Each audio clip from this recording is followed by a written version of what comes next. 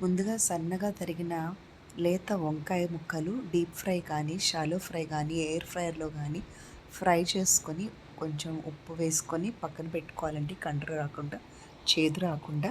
తర్వాత ఈ లోపల స్టవ్ మీద ఇంకొక ప్యాన్ పెట్టి 3 ఉల్లిపాయలు, 1.5 చెంచా అల్లం వెల్లుల్లిపాయ పేస్టు, పసుపు, ఉప్పు, కారం, ధనియాల పొడి, జీలకర్ర, మెంతులు, ఆవాలు అన్నీ ఒక పావు చెంచా, గరం మసాలా అన్నీ కూడా ఒక పావు చెంచా తీసుకొని దాని మీద ఈ ఉల్లిపాయలు, తరిగిన 3 ఉల్లిపాయలు, అల్లం వెల్లుల్లిపాయ పేస్టు, 4 వెల్లుల్లిపాయలు, 2 ఎండుమిర్చి, 2 పచ్చిమిర్చి ఇవి బాగా వేగుతున్న టైంలో ఇవన్నీ వేయాలండి. మసాలా మొత్తం కూడా వేసుకొని చక్కగా హై టెంపరేచర్లోనే అన్నీ వేపుకొని పచ్చివాసన పోయే వరకు ఒక మిక్సీ జార్లో వేసుకోవాలండి.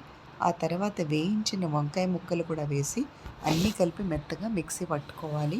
అయితే ఇందులో మనం అల్లం వెల్లుల్లిపాయ పేస్టు, వెల్లుల్లిపాయలు అన్నీ కూడా బాగా ఆయిల్లో ఫ్రై చేసాం కాబట్టి ఇది పొడిలాగా బాగుంటుందండి.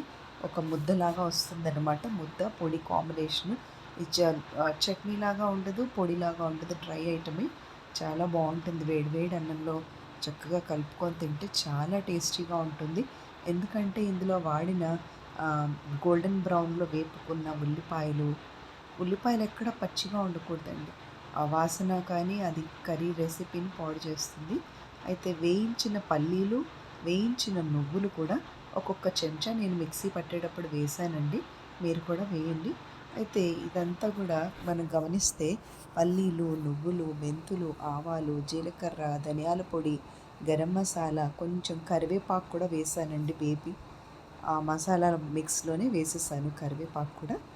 మనం కరివేపాకు ఒక కప్పు వేసుకున్నా కూడా టేస్ట్లో ఎటువంటి మార్పు రాదండి.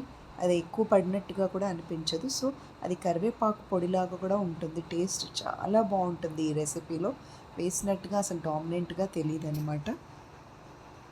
అయితే మిగతా మసాలాలన్నీ కూడా పావు చెంచా ఈక్వల్ రేషియోస్లో తీసుకోవాలండి. తీసుకున్న తర్వాత మిక్సీ పట్టి ఇది కొంచెం ఎయిర్ టైట్ కంటైనర్లో అయితే 1-2 డేస్ మ్యాక్సిమం అండి. అంతకుమించి నేను ప్రిఫర్ చేయను. అది ఒక ఫ్రిడ్జ్లో కనుక పెట్టుకుంటే కొంచెం ఇన్స్టెంట్గా బాగుంటుంది. అయితే నేను ఇంతకుముందు ఈ వంకాయలతో ప్లెయిన్గా పచ్చి కొబ్బరి వేసి ఒక రెసిపీ చూపించానండి. అంటే తాలింపు అవన్నీ ఏమీ ఉండవు. స్టవ్ మీద ప్యాన్ పెట్టి వంకాయ ముక్కలు వేగిన వెంటనే లేత ఆర్గానిక్ వంకాయలు తీసుకొని కాస్త పచ్చి కొబ్బరి దించే ముందు వేయడం, పసుపు, ఉప్పు, కారంతో పాటు అది ఒక రెసిపీ అండి. వంకాయ వెల్లుల్లిపాయ కారం చూపించాను, వంకాయ పల్లీల కూర చూపించాను, వంకాయ స్వీట్ కార్న్తో చూపించాను. అట్లా చాలా రెసిపీస్ బ్రింజాల్స్తో చూపించాను. ఒకసారి మీరు నా ఛానల్లో షార్ట్స్ చెక్ చేసి ఈ రెసిపీని బాగా ఎంజాయ్ చేయండి. ఎందుకంటే మనకు ముఖ్యంగా బ్రింజాల్స్ అనేవి ఇప్పుడు మాన్సూన్ కదా ఎక్కువగా చెట్లకి కాస్తుంటాయి. హోమ్లో గార్డెన్లో కూడా ఎంత లేతగా ఎంత ఫ్రెష్గా వెజిటబుల్ ఉంటే కూరలో ఉన్న టేస్ట్ ఎలివేట్ అవుతుంది. అయితే ఈ ఉల్లిపాయ కారం అనేది కొంచెం వాటర్ అది వేసుకుంటే లిక్విఫైడ్గా ఉంటుందండి. నేను అలా కూడా ఒక మెథడ్లో చూపించాను. చాలా రెసిపీస్ చూపించాను. గ్రీన్ వంకాయలు, వంకాయ పచ్చడి, వంకాయ రోటి పచ్చళ్ళు చాలా చూపించాను. తప్పకుండా ఒకసారి చెక్ చేసుకోండి.